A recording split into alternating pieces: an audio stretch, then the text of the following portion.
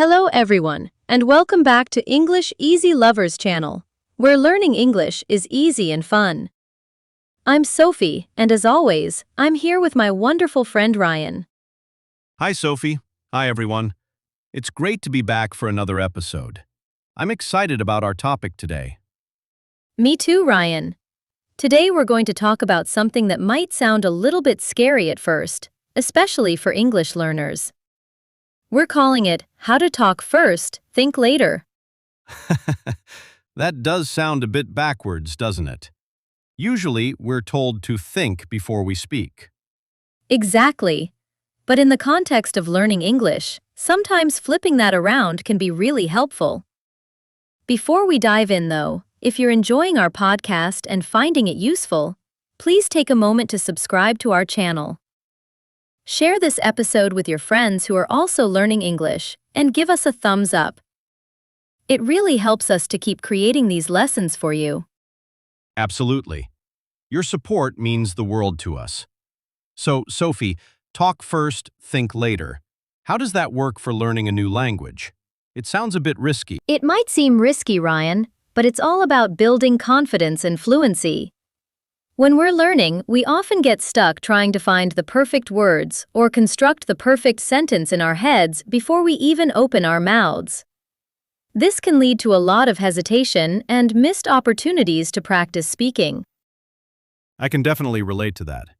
I remember when I was first learning English, I would spend so much time trying to translate everything in my head that by the time I was ready to speak, the conversation had already moved on. Exactly. And that's where the talk first, think later approach comes in. It's about giving yourself permission to speak, even if you're not completely sure about the grammar or vocabulary. The goal is to get comfortable with the act of speaking itself. So it's more about practicing the flow of conversation rather than focusing on perfect accuracy from the very beginning. Precisely. Think of it like learning to ride a bike. You can read all the books you want about how to balance and pedal, but the real learning happens when you actually get on the bike and start pedaling. Even if you wobble a bit at first, you might fall, but you'll learn from it and eventually get better. That's a great analogy, Sophie. So, how can our listeners start to implement this talk first, think later idea in their English learning journey?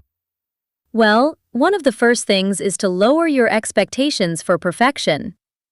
It's okay to make mistakes. In fact, mistakes are a natural and important part of the learning process. Every time you make a mistake and someone corrects you, you learn something new. That's so true. I think a lot of learners are afraid of making mistakes because they feel embarrassed. But really, native speakers are usually very understanding and appreciate the effort you're making to communicate in English. Absolutely. Most people are patient and will even help you find the right words if you're struggling.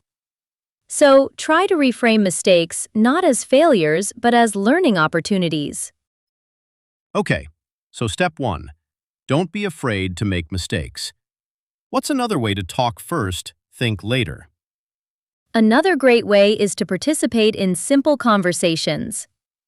Even if you only know a few words or phrases, don't wait until you feel completely fluent to start speaking. Start now. You can practice with language exchange partners, online tutors, or even just by talking to yourself in English. Talking to yourself. That sounds a bit strange. It might feel strange at first, but it's actually a really effective way to practice speaking without the pressure of someone else listening. You can describe what you're doing, what you're thinking, or even just narrate your day in English. It helps you get used to forming sentences and using the vocabulary you know. That's a good tip. So even if you're just making simple sentences like, I am eating breakfast, or the sun is shining, it's still helpful practice. Exactly. Every little bit of speaking practice helps. Another thing you can do is to focus on getting your main point across rather than worrying about every single grammatical detail. If someone understands the general idea of what you're trying to say, that's a success. You can always refine your grammar later. So it's about prioritizing communication over perfection, especially in the beginning. Yes, exactly. Think about it. When you're having a conversation in your native language, do you always use perfect grammar? Probably not. We often use slang, incomplete sentences, and we might even make grammatical errors. The most important thing is that we understand each other. That makes a lot of sense. So, when you're speaking English, it's okay to not be perfectly grammatically correct as long as you can communicate your message. Absolutely. And the more you practice speaking, even with mistakes, the more comfortable and confident you'll become. Your fluency will improve naturally over time. What about when you don't know a specific word? What should you do then? That's a great question, Ryan. When you don't know a word, don't let it stop you from speaking. Try to use other words you know to describe what you mean. For example, if you don't know the word refrigerator, you could say, the cold box where we keep food. That's a good strategy. It encourages you to think creatively with the vocabulary you already have. Exactly. And often the person you're talking to will understand you perfectly. If not, they can always help you find the right word. It turns into a learning opportunity within the conversation itself. So it's like improvising with your English. Yes, that's a great way to put it. Think of it as being a bit of an actor or an improviser. You have a basic idea of what you want to say and you use the tools you have, your current vocabulary and grammar, to express that idea in the moment. I like that. It takes some of the pressure off of having to know everything perfectly before you speak. Definitely. And the more you improvise and speak, the more your vocabulary and grammar will naturally improve. You'll start to pick up new words and phrases from the people you're talking to, and you'll become more familiar with how native speakers construct sentences. So, one of the benefits of talking first, thinking later, is that it actually helps you learn more effectively in the long run. What about dealing with nerves? A lot of learners get really nervous about speaking English, especially in front of others. That's completely normal. It's natural to feel a bit anxious when you're doing something new or challenging. One thing that can help with nerves is to start small. Practice speaking in low-pressure situations, like with a patient language partner or in a small group. That makes sense. It's less intimidating to speak to one or two people you feel comfortable with than to suddenly jump into a big group conversation. Exactly. And as you gain more confidence in those smaller settings, you can gradually start to challenge yourself with more demanding situations. Remember that everyone you're speaking to has likely been in a similar position when learning a new language. Another thing that might help with nerves is to focus on the joy of communication. Instead of worrying about making mistakes, try to focus on the excitement of being able to connect with someone from a different culture, or share your thoughts and ideas in a new language. That's a wonderful point, Ryan. Language is all about connection. When you focus on that aspect, the fear of making mistakes can seem less important. The goal is to understand and be understood.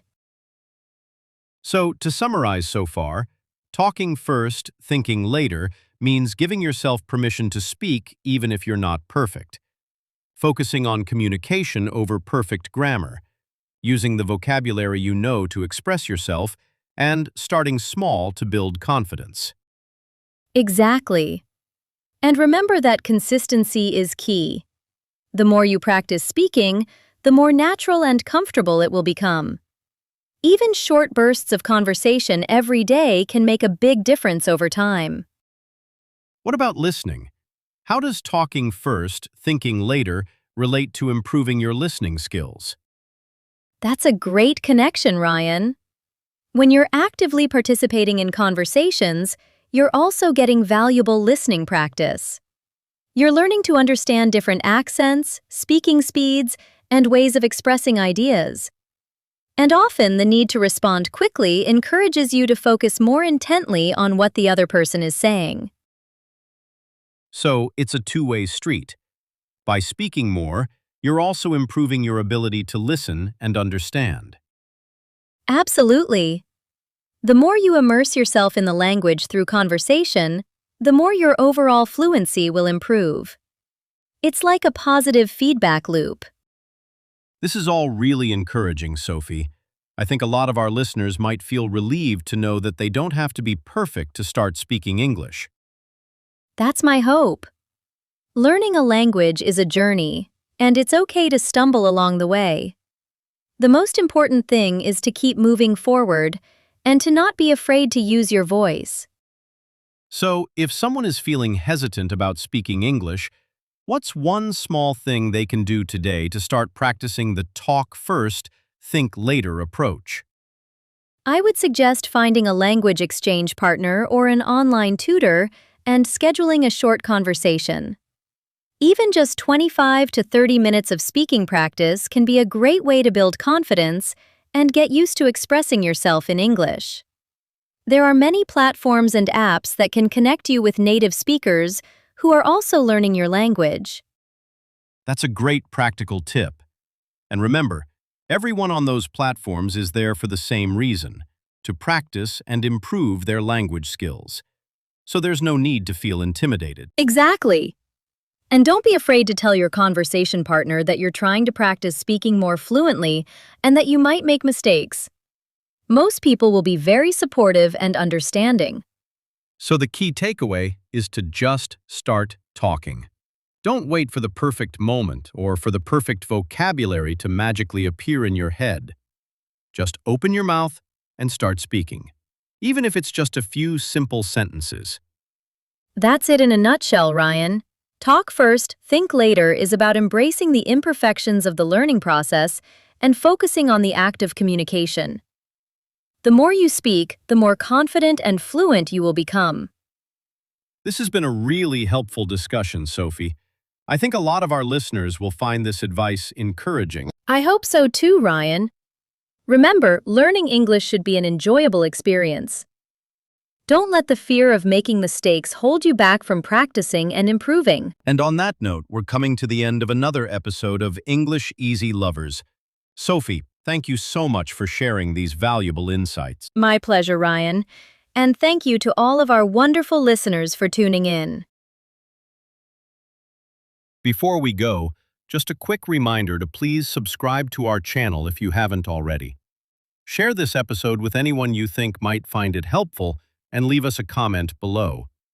We'd love to hear your thoughts on this topic and any experiences you've had with speaking English. Yes, we really appreciate your engagement.